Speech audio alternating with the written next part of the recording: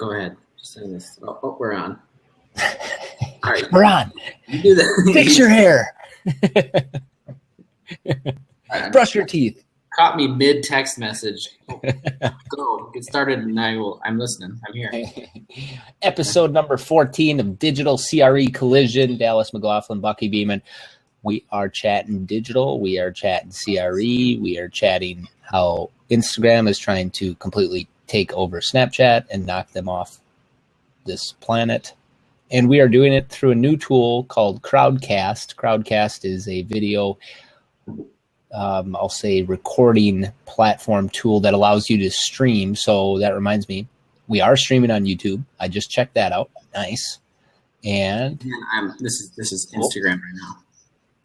We are streaming on Facebook, and it's giving me a little bit of background noise with both of them going at the same time, but that's cool. So, Dallas, we are here. We are live. We are on Crowdcast, YouTube, and Facebook for the first time ever.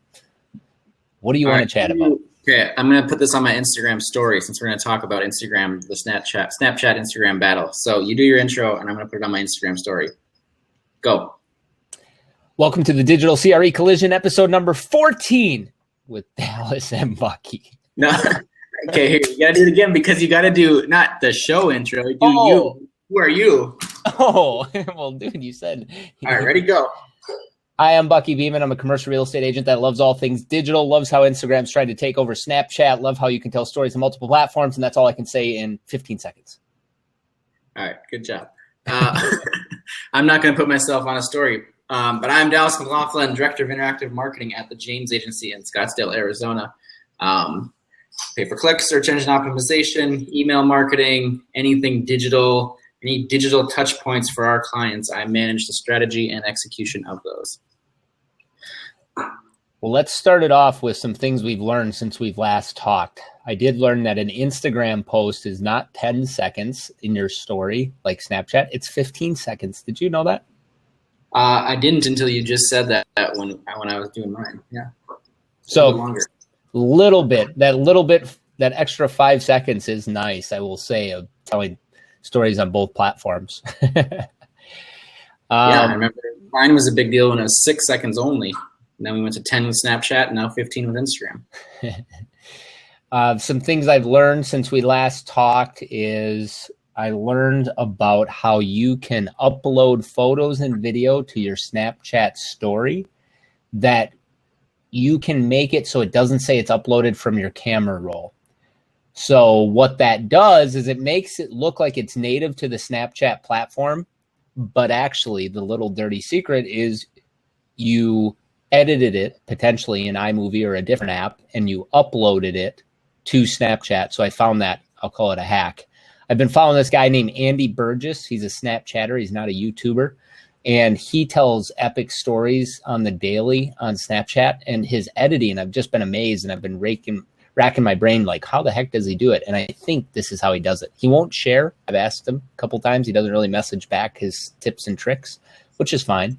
But I'm finding a way, thanks to the help of some other video editors here in the market. Yeah, I think imitation is the greatest form of flattery. I mean, there's no secrets anymore. You just got to figure it out. Just keep hacking away. What have you learned since we last talked, Dallas? Oh, since we last talked, man, that was a while ago. I don't know what we were just talking about. I've just been super deep in continuing education of the value of digital marketing to businesses. I've just been totally focused on, it's weird because it's an online action, but now it seems like all of my work is done in the offline boardroom trying to explain why this is so important. I've just been in meetings all day, every single day. This is all I talk about.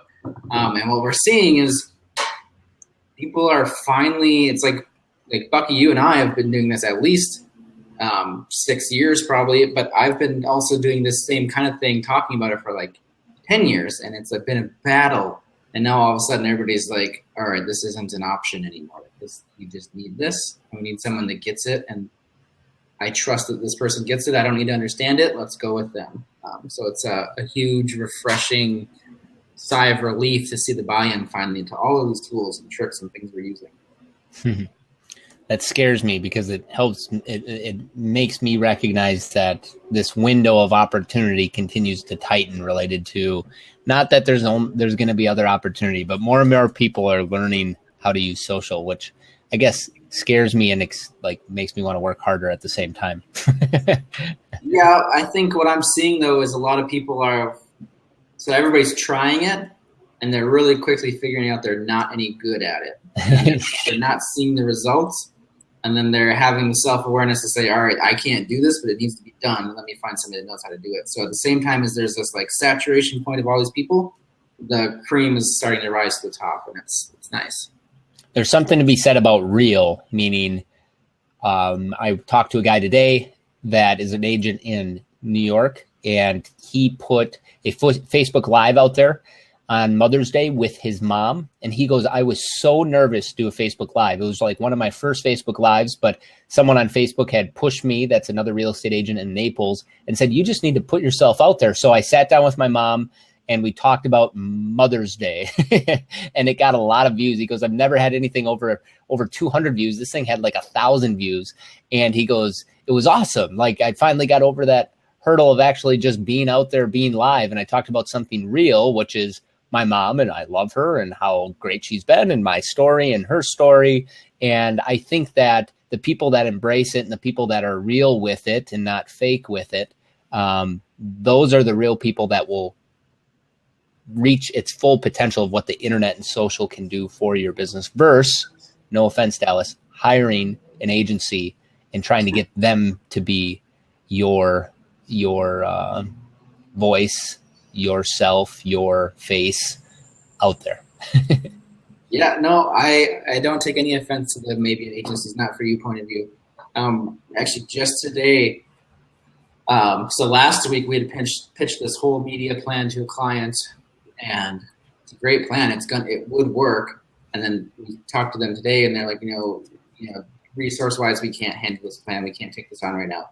And that was the same thing we said. We said, we don't want to make you we want to make you work with us. We want you to want to use this relationship as a positive thing, but we also believe you can have success on your own doing some of this. You can't do all of it. That would require our skill set. So yeah, I'm always a proponent of, as a business decision, if you can do it yourself, do it yourself. At a certain point, you can't, though. That's when you reach out to an agency. Yeah, and I think agencies can complement the realness and make it even better and provide strategy and provide analytics and provide actually what you're doing is leading to success. I mean, if you're at that point, you're hiring somebody, you're paying somebody, you've seen success, and you're taking it to that next level. So I just think that the realness makes it that much better and that much more impactful. The businesses that embrace it and do it. So awesome. Another cool little setup. I got this for my birthday. This is a Yeti mic from Best Buy, and I'm trying to make my setup to be more professional. So the quality is good and it's not from a coffee shop off of my iPhone. And I think that other cool thing about that is when we repurpose this media and we do audio clips like we've talked about, then the audio comes through a lot better as well. Yeah, I think it kind of goes back to what I just said. There's a major saturation point going on, or thing happening where, everybody can go live right now. Everybody can go online. They can be their own persona. They can do their own thing. At a certain point, you need to separate yourself from that, and it is through a lot of these small changes, like a better camera, a better microphone, a better production value. So yeah, you got to find the little micro things that separate you from the rest of the noise. So let's dive into any besides new things, just things we want to talk about. One thing that's on my mind is next week I'm going for the first time ever to the largest retail show for commercial real estate agents. And honestly, I think it's the largest gathering of commercial real estate agents in one place. It's not only agents that come together, it's developers of shopping centers, developers of buildings, and then it's the end retail users. So stories I've heard is, for example, one of the veterans in our community had landed the relationship with Gap when Gap came to downtown. They're no longer in downtown at this show. He shook the guy's hand that made the decision at the show, which led to an offline conversation, not at the show, but back in the guy's hometown where his office was, where Gap was located. And then that led to Gap moving to Rochester. So this is the power of this networking event. And here I go for the first time. I don't have preset meetings with a lot of these big brands just because I've never met them. But I am trying to interact on Twitter to set meetings with people that I can see being socially active. And that's been successful. I would say now I have about 10 to 15 meetings preset, no specific agenda, except for I can tell a lot of these individuals have been here before. So they're like, yeah, I have 15 minutes. I'm like, crap, what am I going to talk to you about in 15 minutes about Rochester? But I'll figure it out. So anyways, I'm wondering, what can I do on social leading up to this event or while I'm at this event that will make even more of an impact? What would you say, coming from the digital agency side to the commercial real estate agent? And it's not just the commercial real estate agent that can take advice from this. I think any business can when they go to these shows. Yeah, I would say the most general way to look at it is right now you're an individual who wants to interface with all of these other businesses. So you're coming from this point of view of you're lucky to have these 15 meetings and you're going to honor their time and respect all of that. And you're just another person to them at this point. They don't know who you are. They don't know what you offer. They're kind of doing you a favor. What you need to try to find some way to do is completely reverse that. You need them to be saying, "Oh my God, I need to meet this Bucky Beeman guy while I'm there." So that's kind of the overarching strategy. What those tactics are then become a lot of different things. Like one of the things we had talked about that I've seen a lot of at these events, like South by Southwest this year, is there's a lot of like guerrilla street activations. So at South by Southwest, the entire downtown is converted over into just this total media monopoly. There's the YouTube house, the Google house, Mashable, everybody that pay huge dollars to take over these buildings. But then there's all these people that just show up and they just stick signs on things and they just totally hijack everything. They hand out flyers. You see, like there was a TV show that was debuting on Bravo or something. They didn't pay for anything. They just paid for a bunch of actors to show up and run around in clothing, screaming, making all kinds of noises, drawing attention to them. So what they're doing is they're leveraging this huge mass of people that all have their eyes on this really high value signage, and they're taking that attention away and putting it on extremely low cost individuals they just paid for the day. So somehow you need to make them want to come to you. And something like that would be having some catchphrase that everybody's like, what is this? Like, what is happening here? This is one of the things we discussed. And they have to take to their devices, whether it's a Twitter hashtag or a Google search phrase, or maybe you ask somebody like one of the ones I said that I've used before is a geo filter, where it just says, who is Dallas McLaughlin in the geo filter on Snapchat?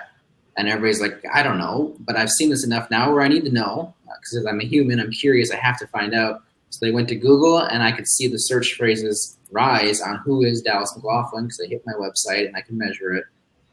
So you're trying to take this offline group of people and move them into some online action that then puts you ahead of everybody. There's a lot of different things you can do. Well, and the cool thing is it's not going to be how much can I get done between now and Saturday when I leave? But I guess what I'm going to learn here is going into next year being even more prepared. So a couple of immediate things that come to mind is no one is going to be wearing or probably displaying a snap code.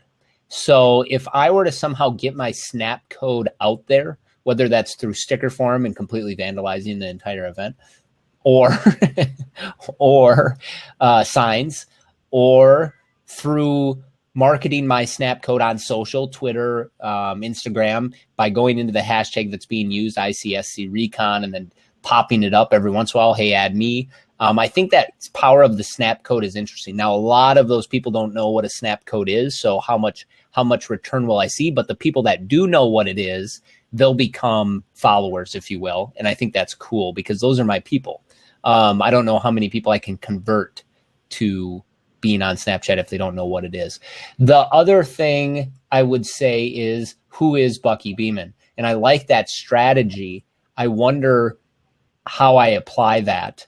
And the other question I would have is, the hashtag, what hashtag would work. Kind of the thing I've been saying a lot on my different platforms is embrace the awkward, just getting people comfortable with putting a camera in their face and sharing their story on social. So embracing the awkward is one that comes off the top of my mind. I don't think of any others, but I know there's a company on Instagram right now that has been flashing a hashtag they're going to be using quite a bit. So I'm going to dig into that real quick while I listen to what your feedback might be. Yeah, and also kind of on that same vein, it's what's called trend jacking. So trend jacking. And what you're doing is you're looking for these trends that are going on at the event already, and then you are hijacking that trend. So, for example, if that company you just mentioned on Instagram has a trending hashtag everybody at the event is using, you need to find a way to use that hashtag in a way that's potentially better than them, whether you're giving something away to the people using that hashtag, or you're then taking that hashtag and convincing people to use another hashtag in addition to that. The thing that's always interesting about people when they go to these events, it's weird to see because the rest of the year, a lot of them don't touch social media. Yes, especially in commercial real estate. Yeah. And then all of a sudden they show up at these events and they're like, oh my God, social media. And then they go nuts. And they don't know what to do. So if you kind of facilitate their not knowing what to do by here's how you do it, they're going to all of a sudden think that you're the authority on this, and they're going to come to you again, that you're going to have that kind of magnet effect. You're going to just draw people to you because you're facilitating their need to put something on social media. Awesome. So maybe you have a series of graphics that are just easy to download and shoot out. That's an interesting idea. A series of graphics. Explain that a little more. So a good one that I saw at South by Southwest like 2 years ago, I was actually sitting behind the guy.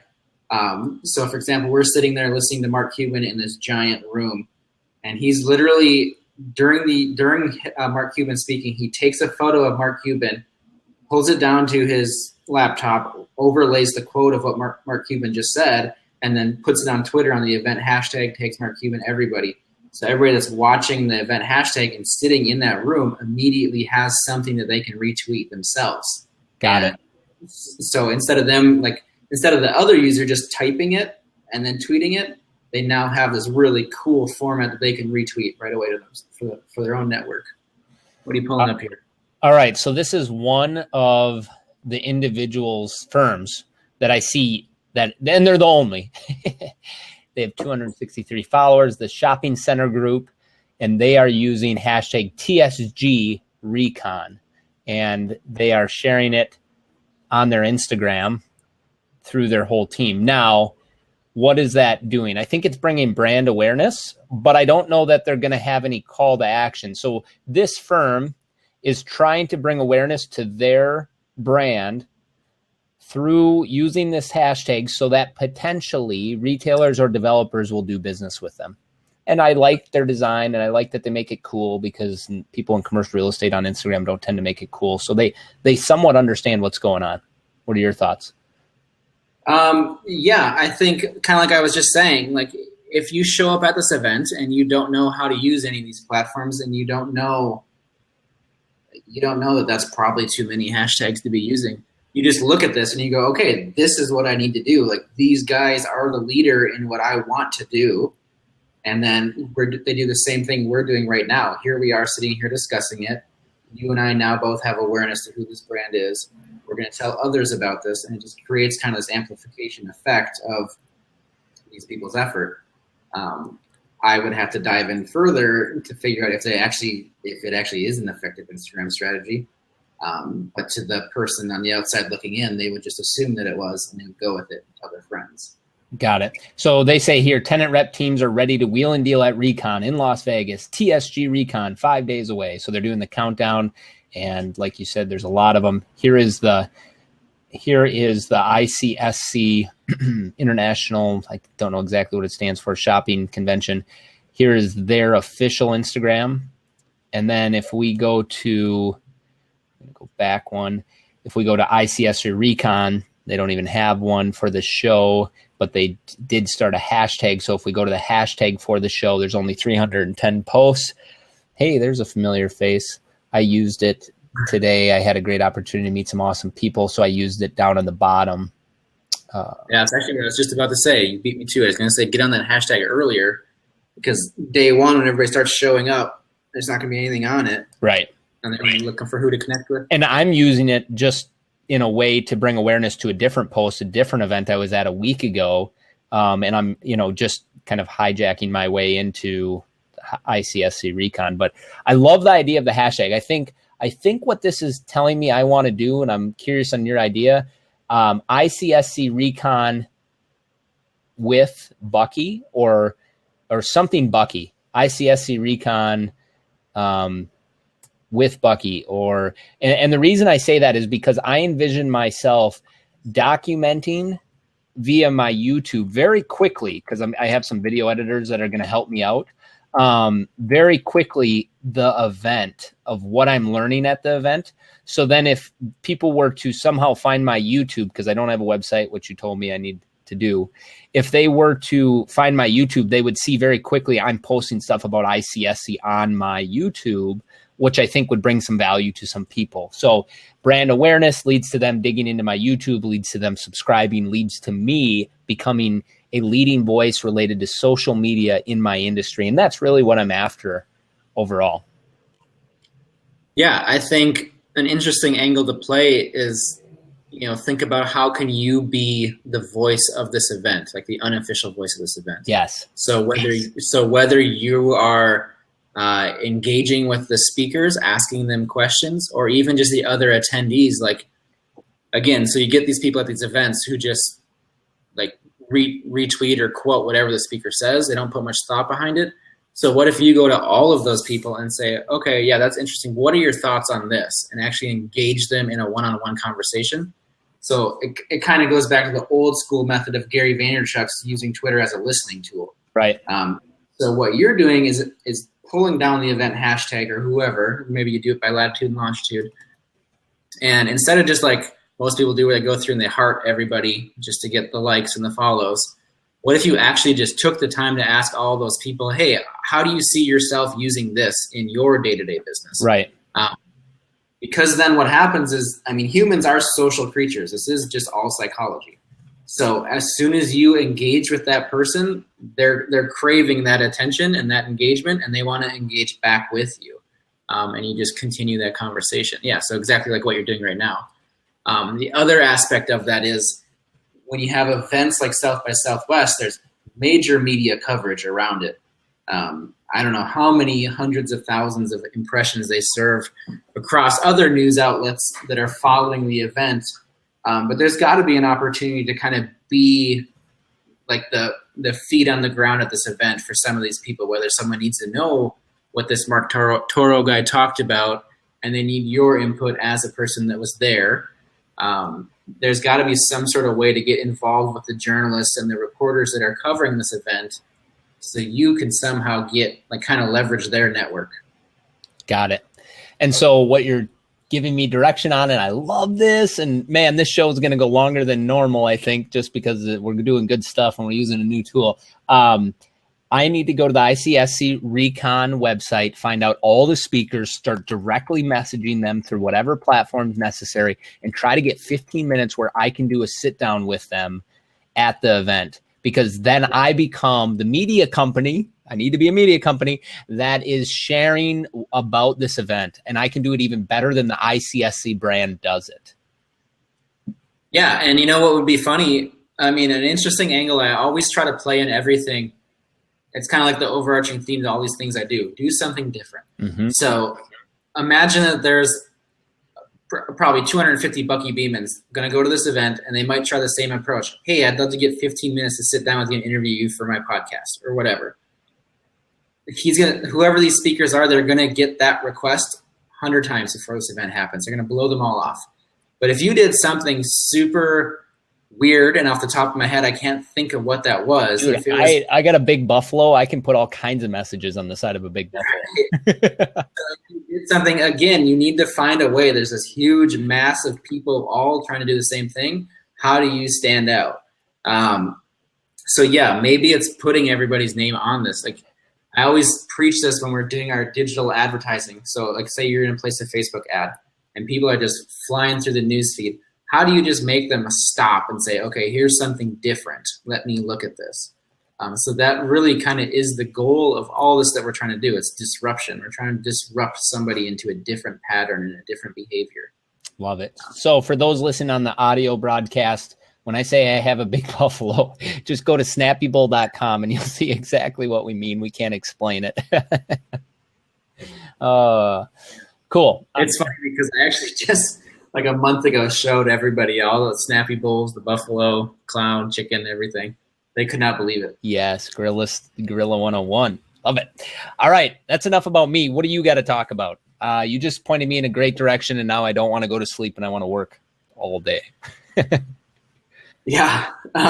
So, man, I guess I don't know. But one of the more interesting things kind of staying on, because my mind's just kind of stuck in this higher level thinking area right now. One conversation I just had. So I'm trying to figure out how not to name this client and stuff. So one of these clients that we have, they put on a ton of music events, like the major ones that you can think of. So not Burning Man, not Coachella, but like their competitors. That's one of our clients. And traditionally they roll these events out and they do it all in-house. This was the first time they went to an agency. So to kind of throw some numbers out there, I'll give broad numbers because I can't give real numbers.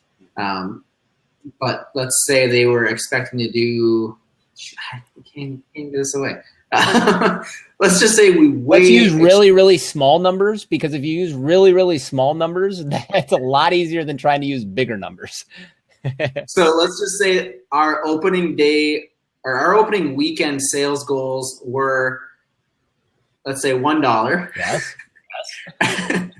And we did $10. That would mean, and so and what are you selling? Tickets, I imagine. Tickets to this event, right? And so this is the first time they took their long-running model of how to launch a music festival and handed it to an agency. So this is kind of like what we talk about, where you hit a growth point where you're like, okay, let's let an agency do this and see what happens. And what happened far exceeded anybody's expectations, including our own. Like, we were internally watching this, the war room, as we called it, the day ticket sales went online. And it was literally money was coming in, like something must be broken here. Like, this can't be right. Like, days went by after we were done where it was literally like checking the tape. Like, let's make sure this all adds up before we report it. And it actually did. So then what ended up happening was the CEO of this company, so he typically would not be involved at this level. You know, he reached out to me and the agency and was like, I need you to explain to me the theory of what just happened. And how do we now repeat this over and over and over again? To me, it's kind of that moment of a person who's done something in business for so long and has always heard about this thing called digital, and has always known the value in it and has invested in it internally, but has never put it in the hands of a person that really knew how to accelerate that.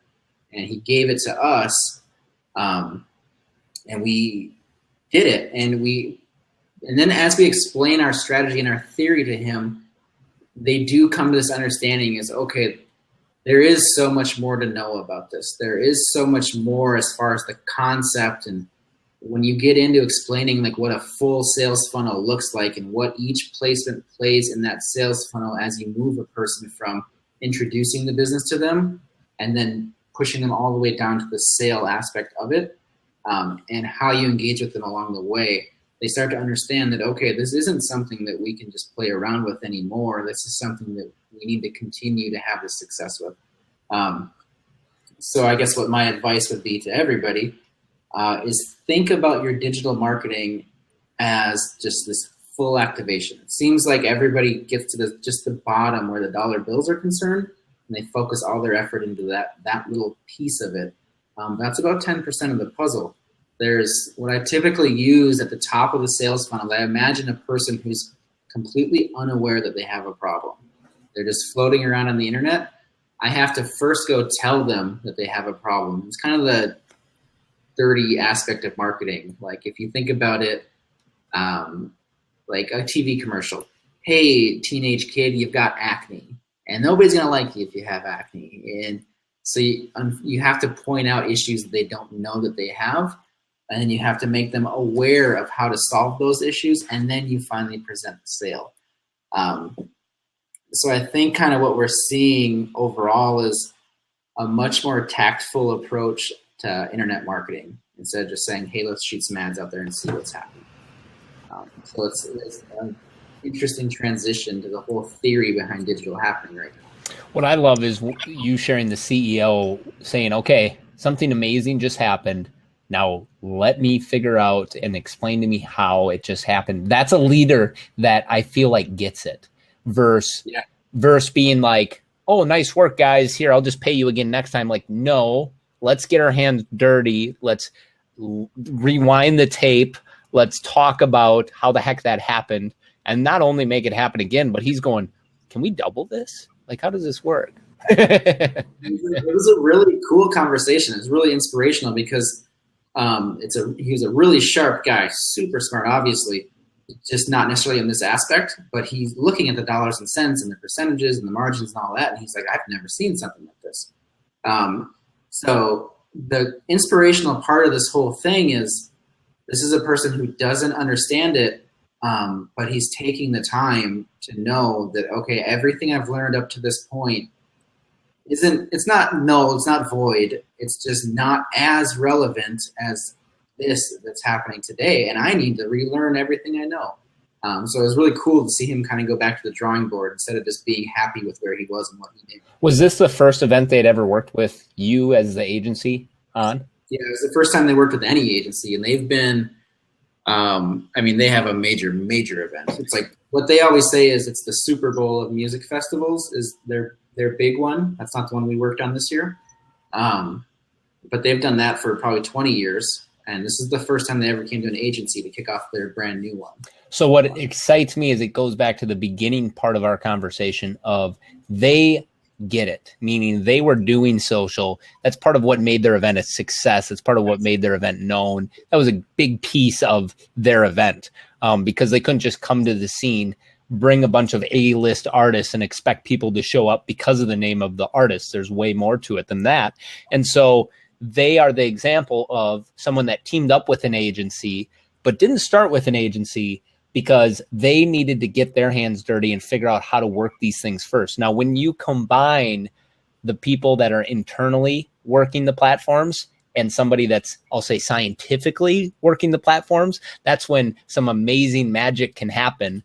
And in a small business way of explaining that, that's the example when you put out a Facebook post for your burger joint, and then all of a sudden one of the Facebook posts leads to a whole bunch of shares and a whole bunch of views and a whole bunch of overall social interaction, which leads to sales back at your burger joint.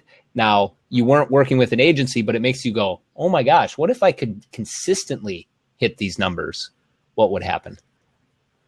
Yeah. And at that same point of, it was really cool to work with this company because they have such a clear image of who their consumer is and such a clear identity as a brand. And from that aspect, they directed us. They weren't saying, hey, tell us how to talk on social media. Tell us what we look like. They were like, this is who we are. This is what we do. This is who our audience is. Just help us reach them in a more effective way.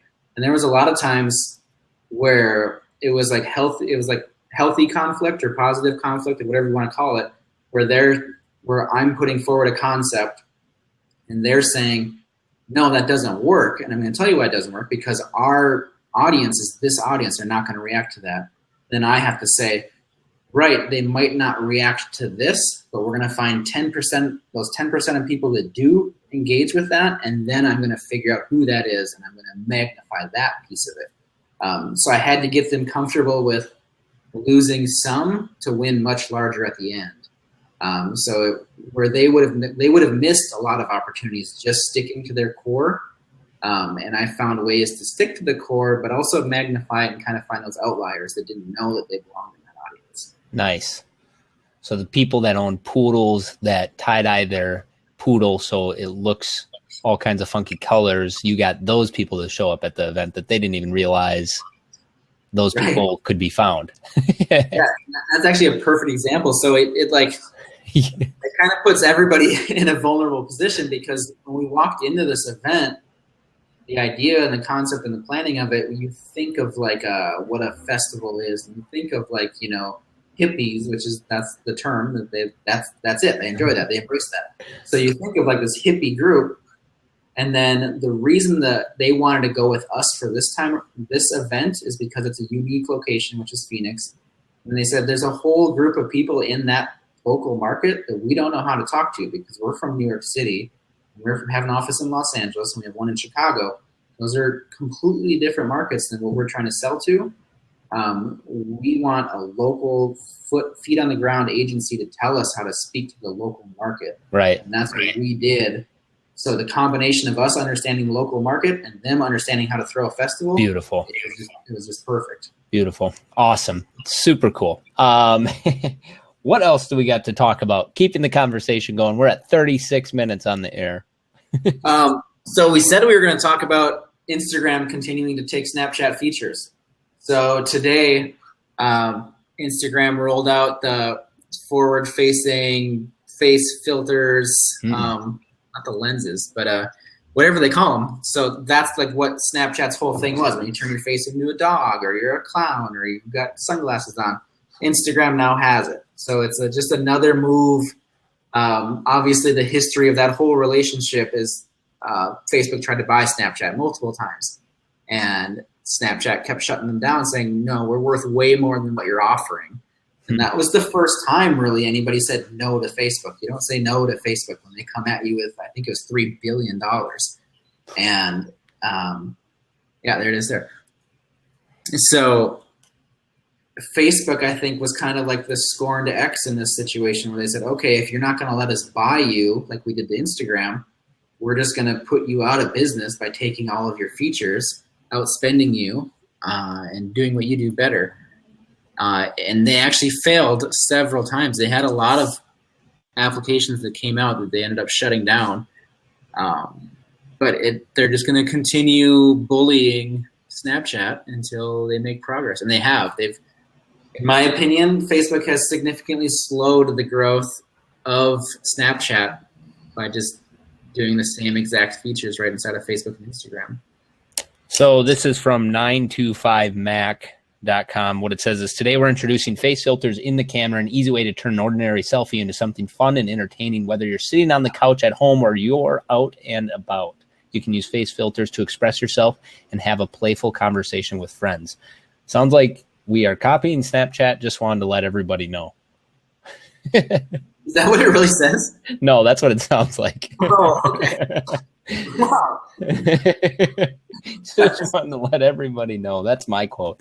So my only thing I will say about Instagram versus Snapchat is I don't have that same community feel and here's why, because the people that I've built a relationship with on Snapchat, they're my friends. I could call them up right now and tell them, hey, I need help, and they'll help me. I can't do that same thing on Instagram because Instagram is open, meaning people just kind of come and go and watch your story when they feel like it, and they don't really have to work hard to follow you. So there's something about that community within Snapchat. Back to Andy Burgess, who people should follow on Snapchat. I'll try to link it up in the comments, his Snap code or his Snap username. And he considers himself a Snapchatter, which I feel is exactly the same as a YouTuber. That's where some people have started, actually. They started on Snapchat, then they recognized Snapchat didn't have any support for them as creators, so they went to YouTube, and YouTube has an amazing support staff, from what I've been told, for these creators. If Snapchat doubles down on that, of really supporting these creatives, I think they can just build that community, that niche community, and that niche can have a lot of impact, just like YouTube has a lot of impact. Another thing I heard Gary Vee talk about with Snapchat is, what if they start allowing for long form audio to be shared on your story? He goes, I would start sharing, for example, the audio of this 39 minutes, and I would start sharing it immediately on Snapchat, he said. And so they're essentially being a SoundCloud. And not saying that that's a good strategy for them, because I question it, but there's just so many ways they can pivot to really build what they built off of. So as much as Instagram's trying to knock them off their pedestal, I just think there's a coolness, and we've heard this. There's something to be said about that community, that niche, that coolness of Snapchat. It is a cool type of thing, and Instagram, my mom is going to embrace much quicker than Snapchat, and very quickly it becomes less cool because everybody's mom's on it. Yeah, the gramification of social networks. Yeah, I agree. I think what we're seeing is kind of the homogenization of all these different networks. So pretty soon they're all going to look the same. As soon as somebody, like, the innovation is so fast now, it's unbelievable. So as soon as somebody comes out with a new feature, everybody else is going to release it on their networks. So eventually we're going to hit a point where nobody's unique, and then we can't tell the difference between any of these things. So I don't know really, and it's almost like everybody's trying to build their network to the largest number they can before they become all the same. And once they're all the same, and it's just who's bigger, that's where the win's going to be. So we'll see where this path takes us. I'm just going to share Andy. He's on multiple platforms. Twitter, it's Andy M. Burgess. And he's a Snapchat filmmaker, storyteller, musician, Star Wars obsessed. That's what it says on his Twitter. And he is somebody to follow on Snapchat to see how you can really work that platform. And he's smart. He's starting to repurpose for other platforms. So follow him if you haven't heard of him. So wrapping up the show, Dallas, we'll wrap it up with two things. What is one new tool? It can be any type of tool. It can be a hand tool for all I care. It doesn't have to be a tech tool. What is one new tool that you want to share about, that you've recognized, that you've seen, that you're now using? And then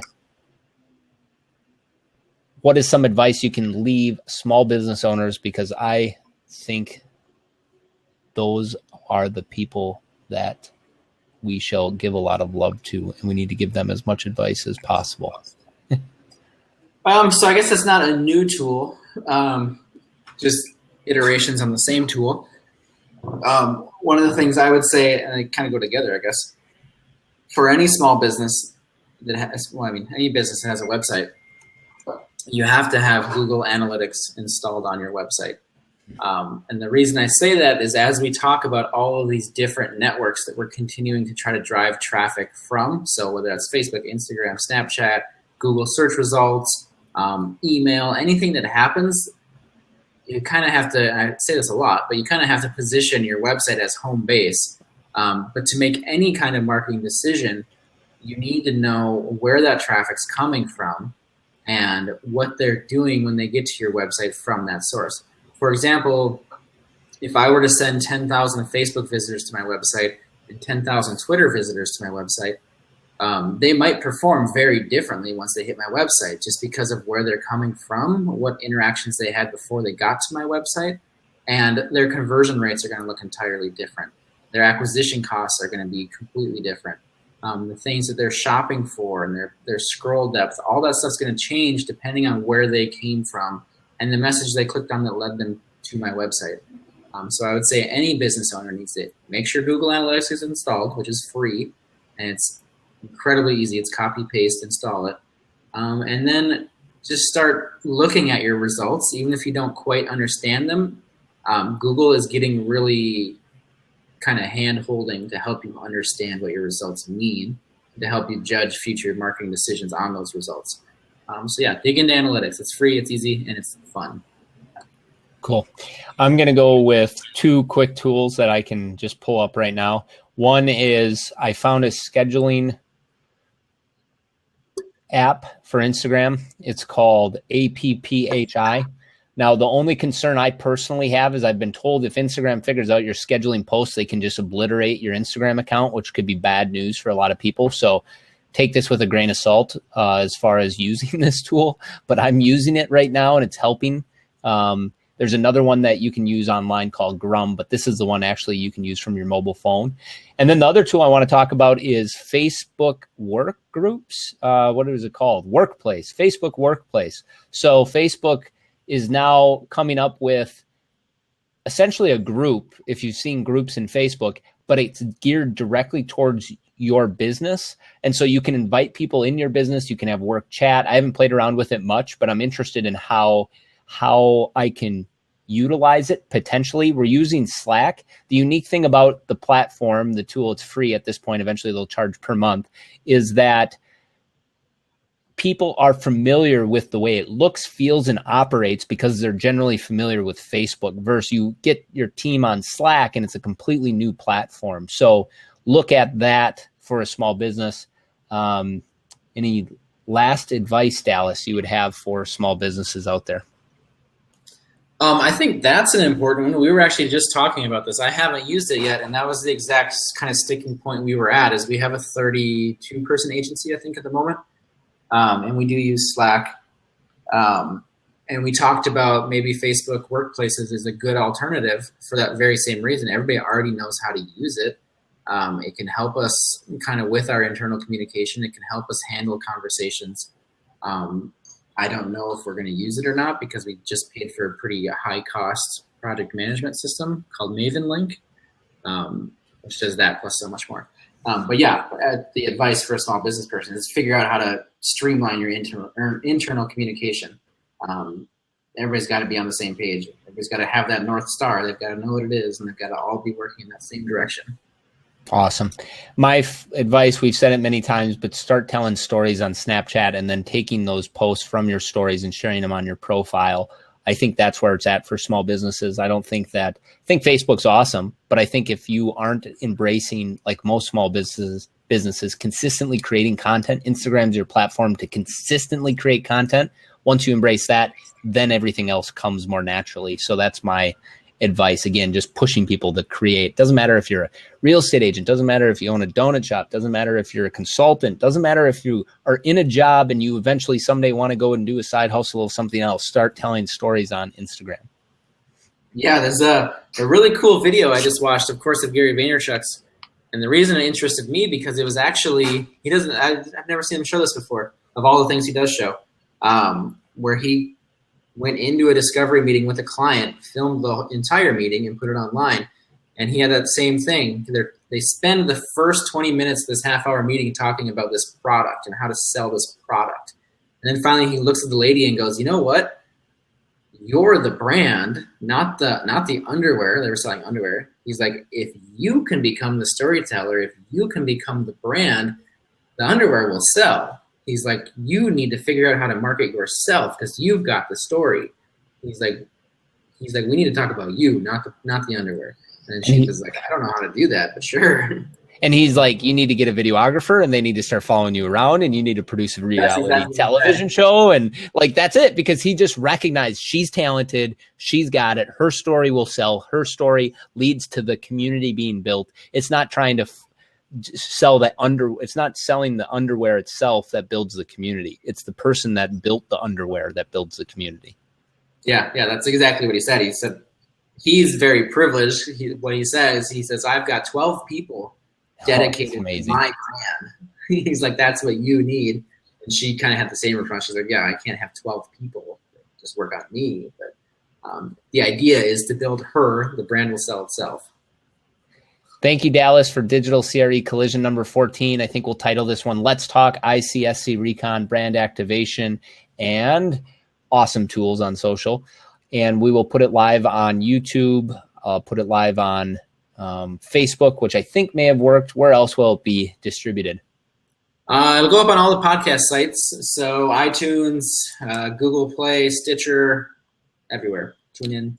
We have yet to have a lot of interaction on this, so please send us a message via any social platform. Please put it in the comments. We'll somehow find your comment, and we look forward to having continued conversations with you.